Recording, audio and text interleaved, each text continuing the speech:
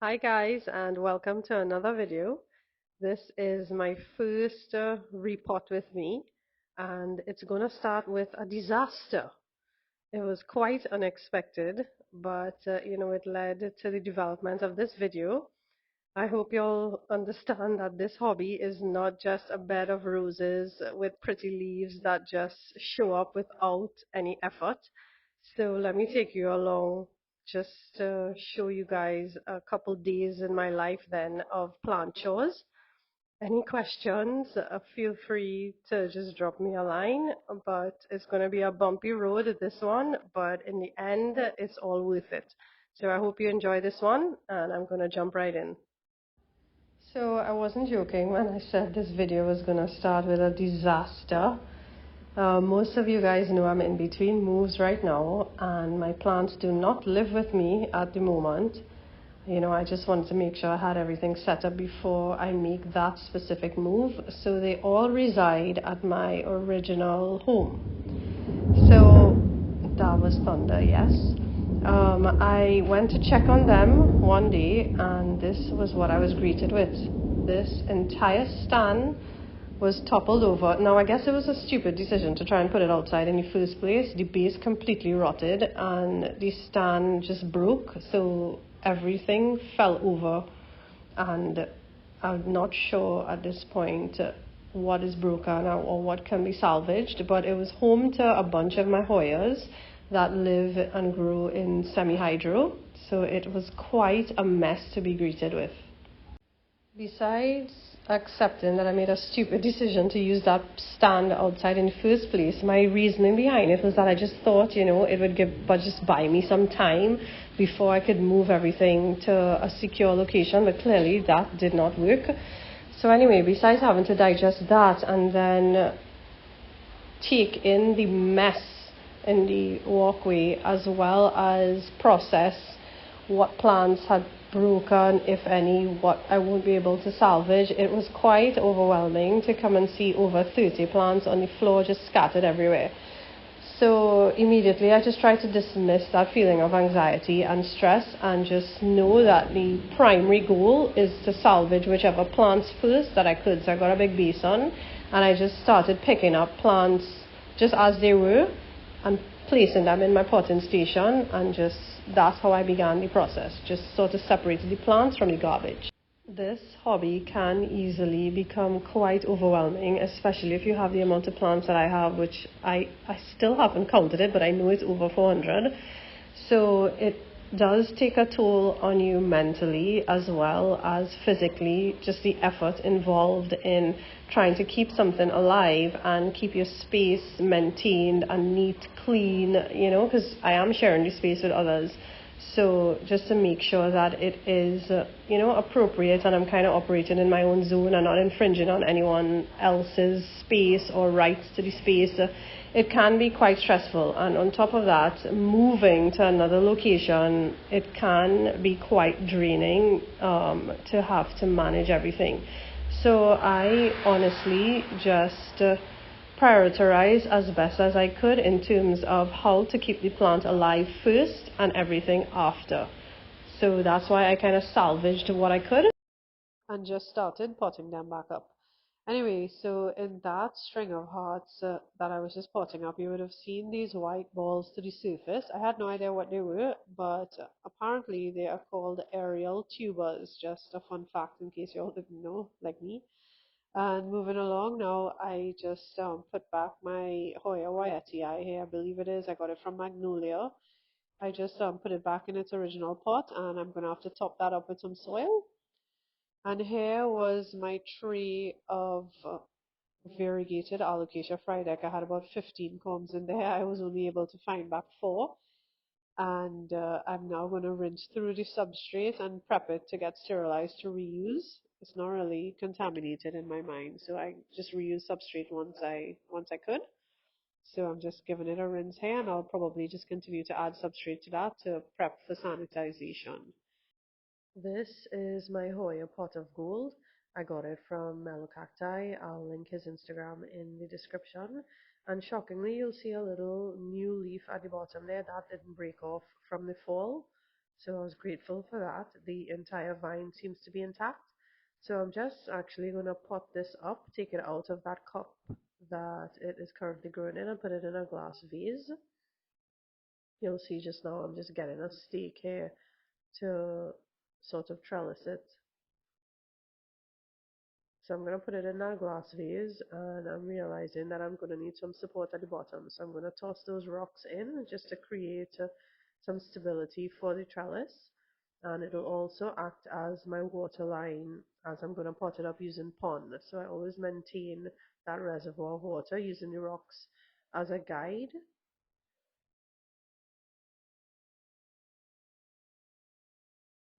This was how I stabilized the trellis. I just ensured the legs were completely covered in pond.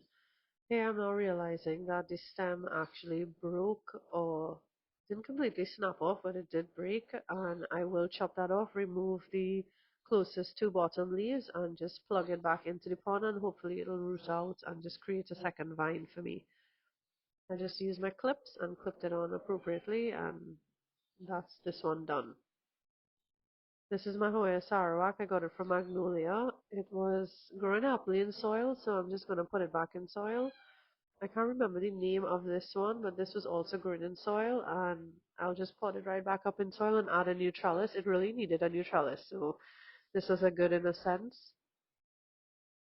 This is my Colocasia Pharaoh's Mask. In general, this plant has been a struggle plant for me. However, it does seem to be liking pond, and well, because it's completely broken, I'm going to cut it right back and just put it back up in pond, and hopefully it'll grow back. Next, I'm moving on to my Hoya Super Eskimo. I got this from SG's. It's probably about 7 or 8 cuttings in a pot. I'm just, again, putting it right back in pond. This had some new growth that I was happy to see still intact. So this probably wouldn't take a hit too bad, I'm hoping.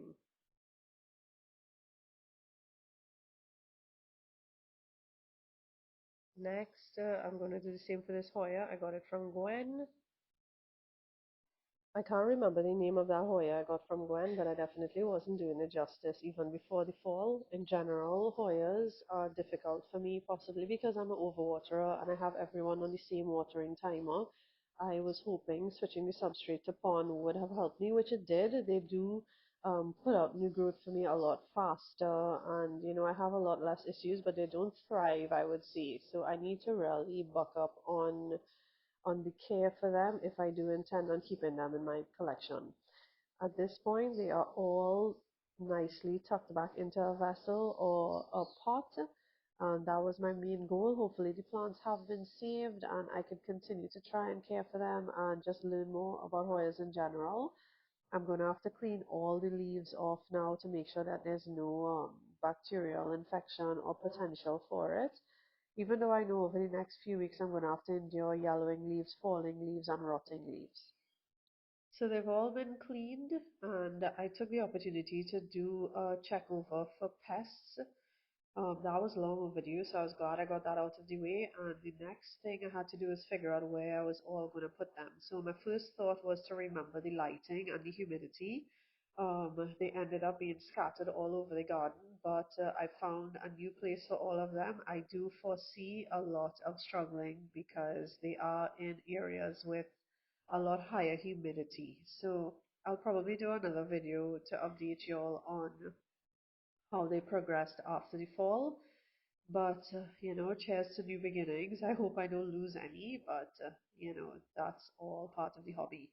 Next, I want to actually give you all some updates on the Anthurium luxurians by Radicans or Radicans by luxurians that I propagated in a video. I'll put that video in the description just to show you all some progress.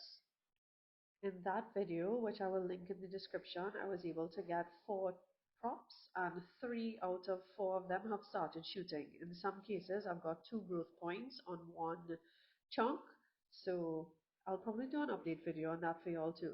Let me know if you want to see that. Next, I'm going to move on to potting up this begonia that I got from Webb's. I can't remember the name of it, but it is long overdue, I would say, for potting up. I did use Super Thrive to get those roots going, and I was able to successfully get a really great bunch of roots here is quite dense with secondary roots, and before I pot it up I actually spread those roots out a little bit to make sure I get maximum contact with soil by increasing the surface area. That's what basically I was trying to do here. I'm also clearing that little shoot, and what I'm going to do, because I struggle with begonia, is only pot it up in maybe 2 inches of soil to prevent rot. Here's a closer look at how much soil I really potted the begonia in. It's half the amount of soil that I would usually pot up in. But I want to try this method because I've done some research and saw that it really helps with begonia, and I really want to add some more to my collection. Right now I only have the maculata and the Sinbad in addition to this one. And this is a week and a half after potting it up in that half pot of soil, and I got no rotting, I got new growth, and it is thriving. So I'm really hoping that I've made a breakthrough there. Next, I want to check on my wet stick props in my humidity dome. These are my Philodendron glorious. That's a hybrid between Melano and Gloriosum.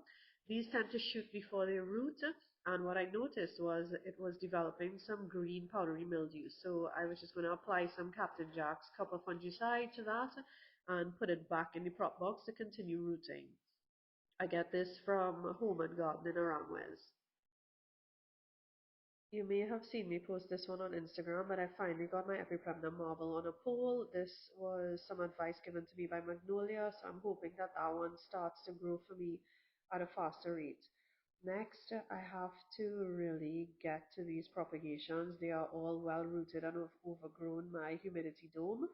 So I'm going to pot all of these up now. I did use Super Thrive solution to get those roots going. And as you can see, this is actually a better look at what green powdery mildew is. I'm going to have to clean out this entire tray and sanitize everything. All the leaves have to get cleaned down and treated with some copper fungicide, and probably just added to a new vessel to ensure that there is no bacterial infection or loss of foliage.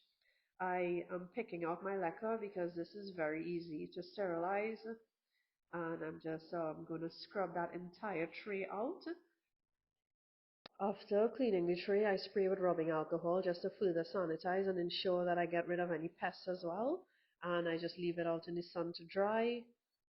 And at that point, while it was drying, I started assessing the cuttings to see which ones were ready to be potted up.